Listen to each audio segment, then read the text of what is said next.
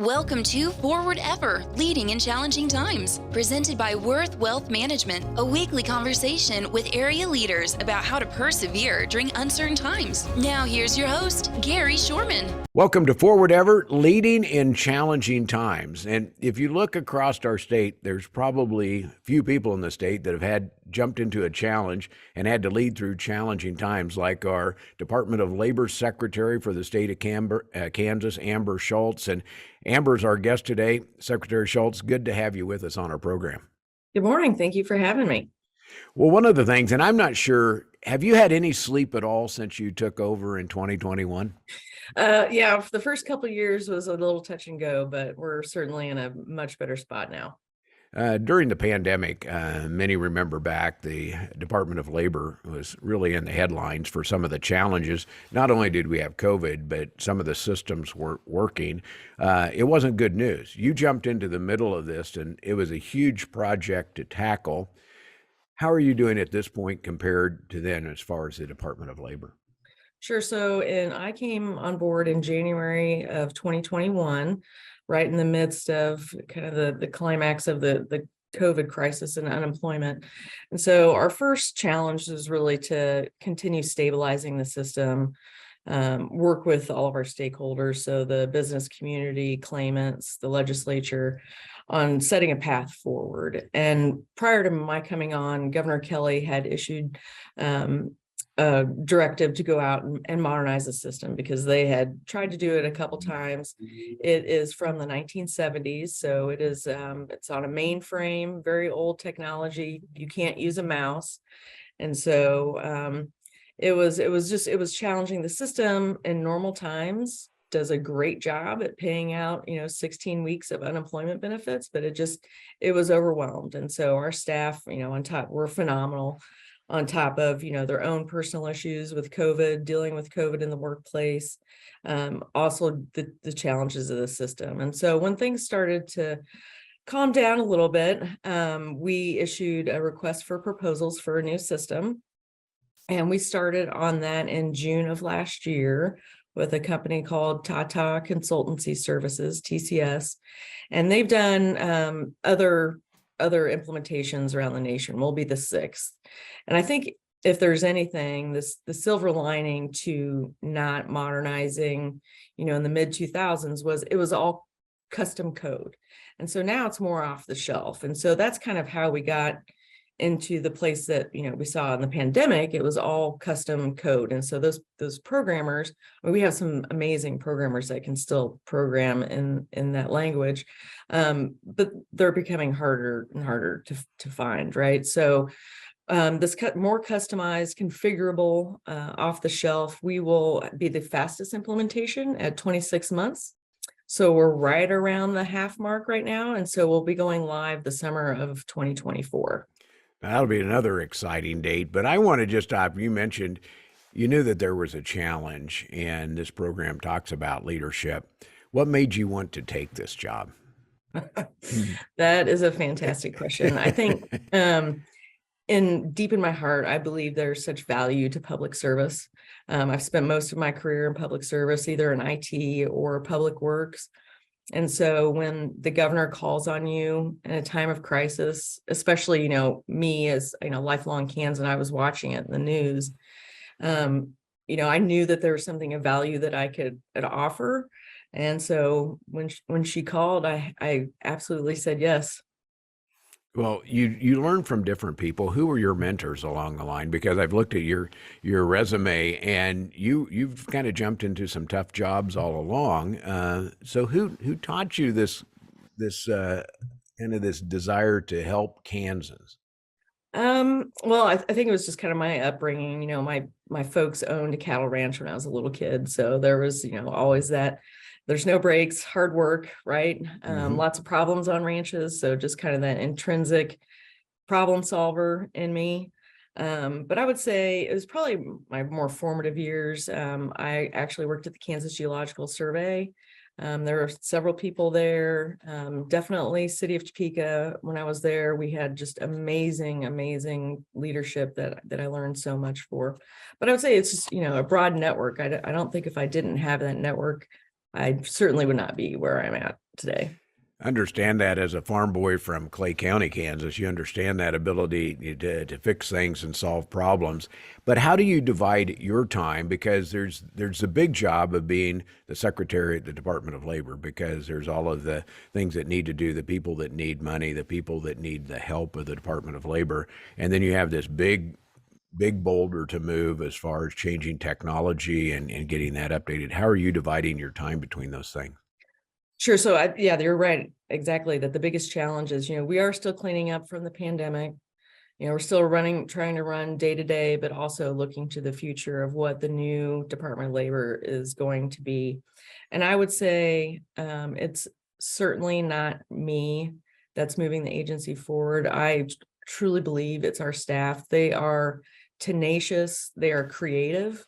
And so allowing them that culture and environment to allow them to do that is what is bringing the agency forward. And believe it or not, we do other things at the Department of Labor besides unemployment. So making sure that, our workers' compensation division, industrial safety and health, labor market statistics still need, the attention that they need to move their divisions forward as well as one united Department of Labor. Well, you mentioned about, and this can happen in any business, but if technology gets behind, it becomes more and more challenging to move that forward. And you mentioned the not even having a mouse. You go back to the green screen with the little cursor that would flash, and you key a bunch of special words in, and eventually that seems really antiquated in Yes. today's world, right up there with the old floppy disk. Having to work through that and make that change is so essential to make happen, because really all of the systems, all of the different divisions of the Department of Labor, I think, rely on that backbone of a computer system to make it work. So important things you're doing. Yeah, thank you. And just so you know, floppy disks are newer technology than our mainframe. That's new stuff, huh? Yeah. For a guy that came from 8-track tapes, I understand, things move along. And so you have to, in that part of things, what are customers seeing? Because your customers are really Kansans. What are they seeing now that's been an improvement since the problems that happened during COVID?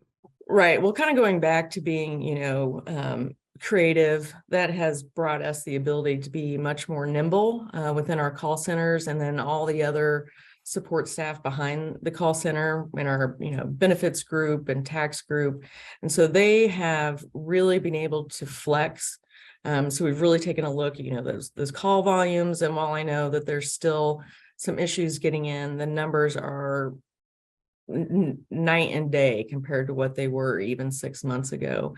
And so while the customer is not going to see anything forward facing from the new system until next summer, I think what they're seeing now is we are about back to pre-pandemic levels in terms of, call volume. So getting into the call center, having your claim adjudicated, which means, we look at the information that you've provided us, we contact your employer. So those are all becoming closer to what we consider timely.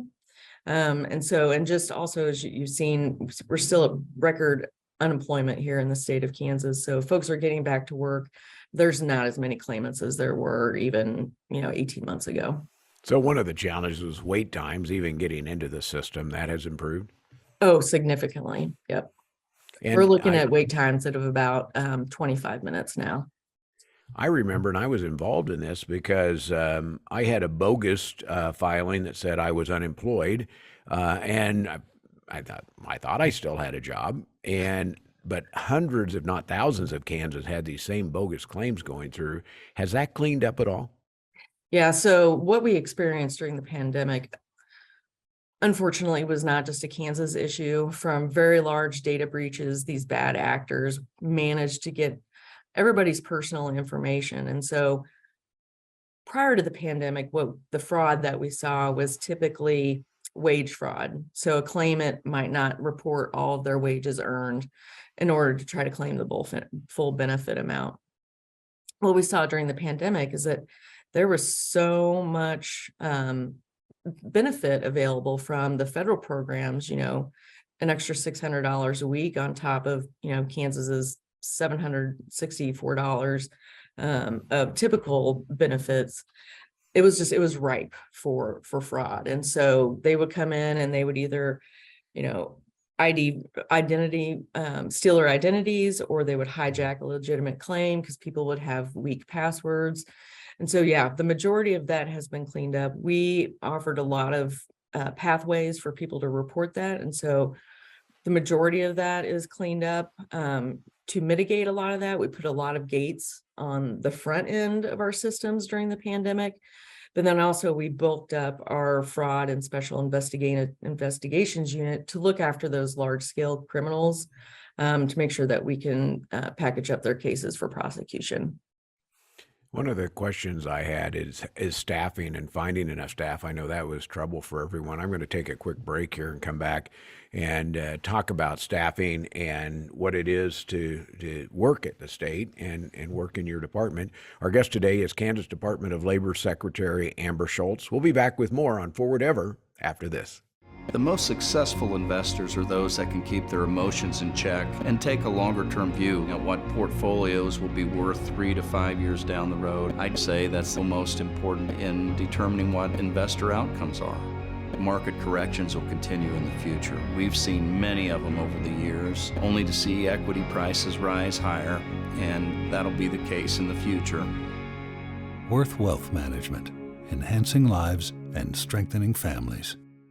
Our guest today on Forward Ever is one of the busiest people in the state of Kansas. It's Kansas Department of Labor Secretary Amber Schultz. And Amber, you and your team are really tied up in a lot of different things, but let's talk about your team. At one point, it was hard to find, and you mentioned that unemployment in Kansas the rate's really low. Are you able to find the right people to get done what you need to get done for the Department of Labor?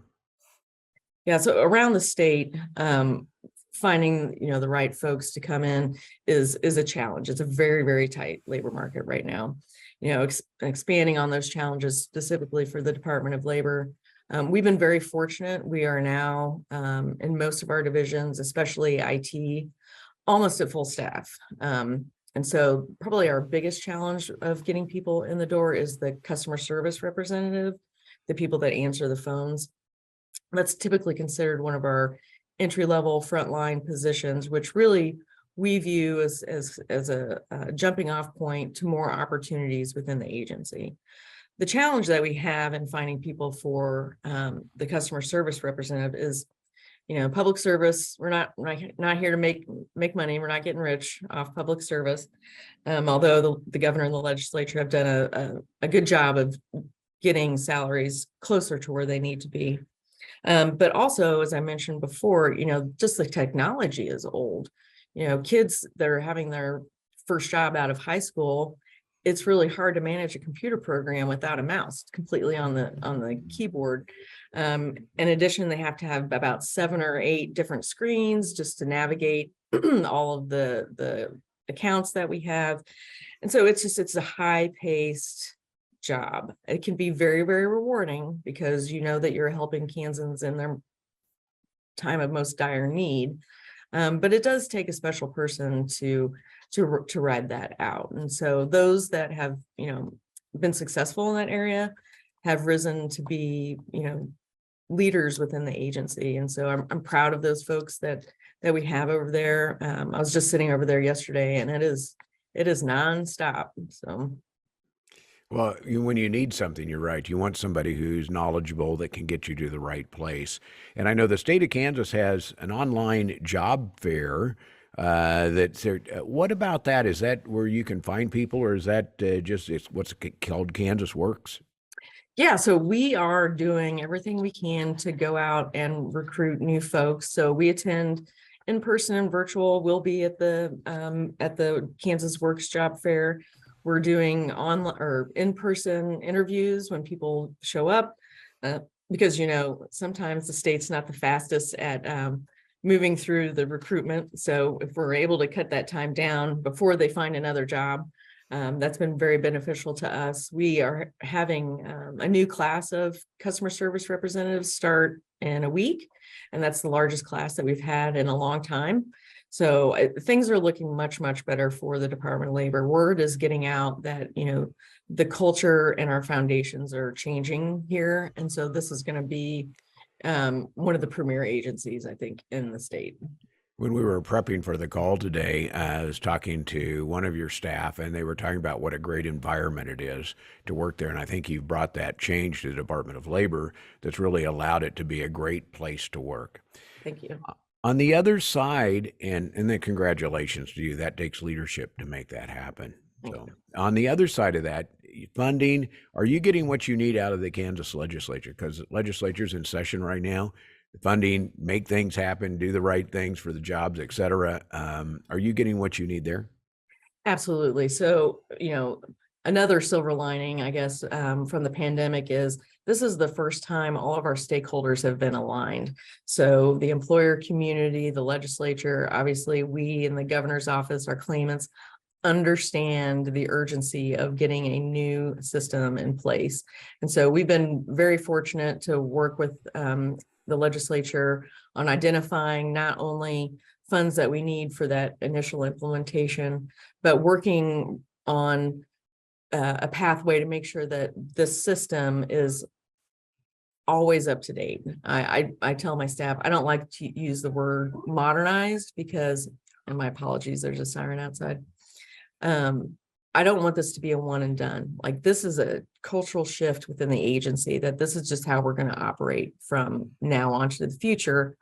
My biggest challenge is making sure that no matter who's in this seat, that our staff is empowered to understand how important that is.